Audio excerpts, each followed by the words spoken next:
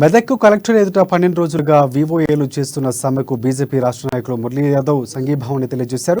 ఈ సందర్భంగా ప్రభుత్వంపై ఆయన మండిపడ్డారు. ఇంట్లో పని వాళ్ళ కంటే కూడా వివోఏలకు ప్రభుత్వం తక్కువ జీతం చెల్లించడం సిగ్గుచేటని, ఇక్కడ ప్రజల నుంచి దోచుకున్న డబ్బును ఇతర రాష్ట్రాల్లో ఖర్చు చేస్తున్నారని తీవ్ర విమర్శలు చేశారు. వివోఏలకు 18,000 రూపాయలు కనీస వేతనం ఇవ్వాలని వారు డిమాండ్ చేశారు. తెలంగాణ వస్తే బంగారు తెలంగాణ అవుతుంది.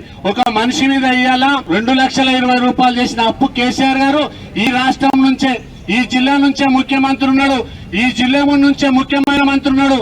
ఈ వేదిక ద్వారా అడుగుతున్నాం, నీ ప్రభుత్వం వచ్చిన తర్వాత ఊరికి న్యాయం జరిగింది, ఏ కమ్యూనిటీకి న్యాయం జరిగింది? కనీసం ఊళ్ళో పనిచేసేటోళ్ళకి ఈ కూట్ల రాయి తీయనాడు, ఏట్ల రాయి తీసాట. ఇక్కడ ఉన్న వాళ్ళకి న్యాయం జరగలే, ఇక్కడ రైతులు మోసపోతుంటే వాళ్ళకి న్యాయం జరగలే, వనగల్ల వన వస్తే వాళ్ళని పట్టించుకునే లేరు. పక్క రాష్ట్రంలో ఇంకో ఏమో చేస్తాట, అక్కడ పోయి ఔరంగాబాద్ ఒక ర్యాలీ వెళ్తాట 12,000.